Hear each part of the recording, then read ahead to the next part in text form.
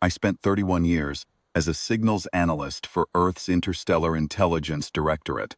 I read transmissions for a living, intercepted communiques, treaty appendices, navigational advisories, administrative correspondence from 41 member species of the conclave Quorum.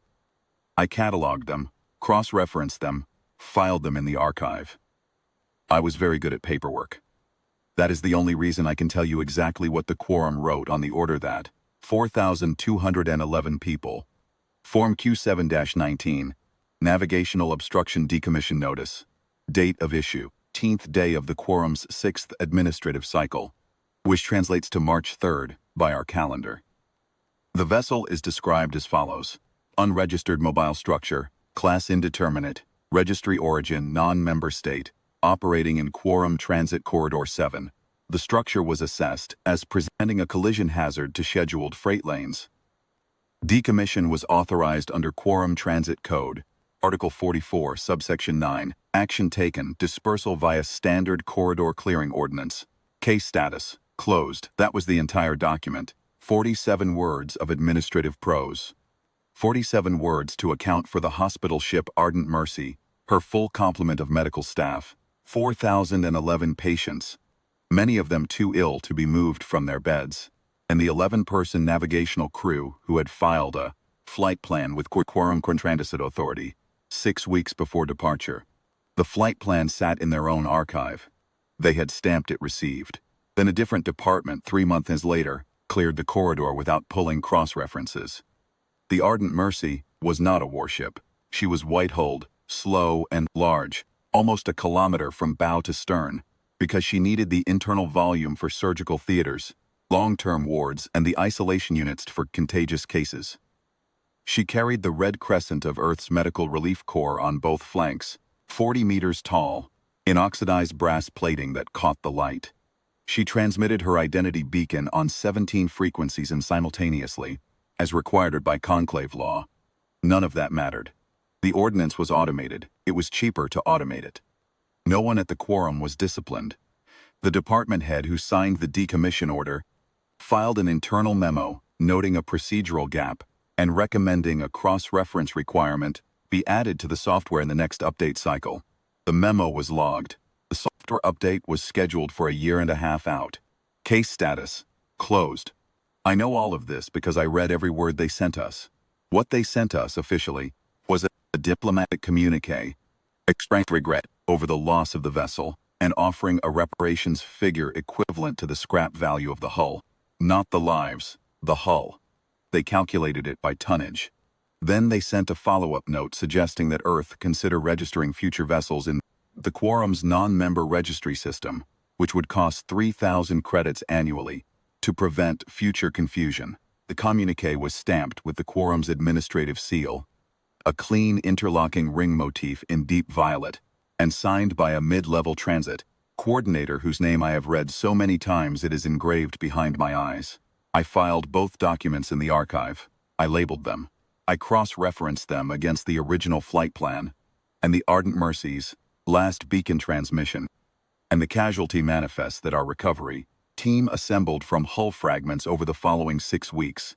I built the file the way I had built every file for 31 years. Precise, complete, sourced. Then I walked the file upstairs. I want to be clear about what happened next, because I have heard it described in ways that emphasize the fleet and the fire and the scale of the response, and those descriptions are not wrong, but they are incomplete. Before there was any fleet, before a single order was cut, or a single shipyard spun up, there were 11 months of the quietest, most methodical work I have ever witnessed. Earth's Strategic Council did not convene in anger. They convened the morning after I delivered the file, and they read every document in it. All of them. The flight plan, the decommission order, the reparations offer calculated by tonnage, the software update memo. They read them in silence, and they asked me 2 questions. The first was whether the Quorum had been aware, prior to the ordinance, that the structure was a registered medical vessel. I told them the flight plan filed with Quorum Transit Authority described the Ardent Mercy by name, registry, class, and function. The word hospital appears in the filing 4 times. The second question was whether the reparations offer had acknowledged the casualties. I told them the offer acknowledged the vessel. It did not use the word casualties. It did not use any word that would require the quorum to have understood that people were aboard. The council thanked me and adjourned. I went back to my desk. Over the next 11 months, I continued to receive and log quorum administrative correspondence, trade schedules, lane updates, a revised navigational hazard taxonomy. I filed it all. I noted, in one of the updates, that the corridor clearing software patch had been delayed by another 8 months due to a contractor dispute. I flagged it. I cross-referenced it. I filed it. I did not know, but during those 11 months, exactly what was being assembled. I knew something was, because the requisition traffic I was cleared to see had a particular shape.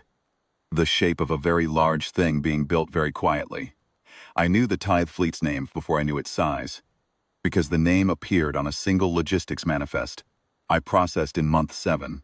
I did not know the size until month 11, when the Strategic Council called me back upstairs and showed me 730 warships, not a task force, not a punitive expedition, a fleet of consequence, the kind of fleet that does not deliver a message so much as it becomes one. The Council showed me the deployment order, and they showed me something else alongside it. A copy of Quorum Transit Code, Article 44, Subsection 9, Corridor Clearing Authorization. They had formatted it to match the Quorum's own document style, the same administrative font, the same interlocking violet seal, the same signature block. Where the Quorum's form had listed the Ardent Mercy as an unregistered mobile structure, being indeterminate class, Earth's form listed the Quorum Administrative Seat, the Quorum Transit Authority Hub, the Quorum Freight Coordination Center, and the Quorum Residential Tier, all 6 inhabited stations in the home system. Each one's described in the Quorum's own language as a navigational obstruction presenting a collision hazard to adjacent transit corridors. The document was signed by the Director of the Intelligence Directorate. I had drafted it. The Council asked me to, because I was the one who understood the filing conventions. The tithe fleet departed on a Wednesday. It arrived at the Quorum home system in 17 days, which is faster than the Quorum believed any human force could transit that distance. Speed had been one of the things assembled quietly during those 11 months. The fleet broadcast its presence on all standard Quorum administrative frequencies. It transmitted one document, our Form Q7-19, our Navigational Obstruction Notice. The Quorum had 40 minutes to read it, and to understand that we had formatted it correctly, that we had cited the proper subsection, that we had attached the cross-reference documents they had failed to pull before clearing our corridor. Was at my desk, when the after-action report came in. I read it the same way I had read 11 months of Quorum freight schedules. Carefully, completely. The home system was cleared, all 6 stations. The debris field was cataloged, and its navigational hazard rating assessed. The rating was low. The dispersal was clean, as corridor clearing ordinances tend to be when properly executed. The after-action report noted no Quorum military response, because there had not been time for one, and because the Quorum's defense infrastructure had been itemized on our obstruction notice alongside the civilian stations and cleared in the same pass. I filed of the action report in the same archive as the original Form Q7-19, cross-referenced, sourced, complete. Updated the case status on the Ardent Mercy file. Case status closed. I retired the following spring. I am old now, and my eyes are not what they were, but I still read carefully and I still keep precise records. People sometimes ask me if I carry any weight from those 11 months, from the document I drafted, from the work I did. I tell them what I told the Council when they thanked me after the fleet returned. I was a signals analyst. I read what the Quorum sent us. I filed it. Then I filed our response. The Quorum had 47 words for 4,211 people. We gave them the same form they gave us. We just filled it out correctly.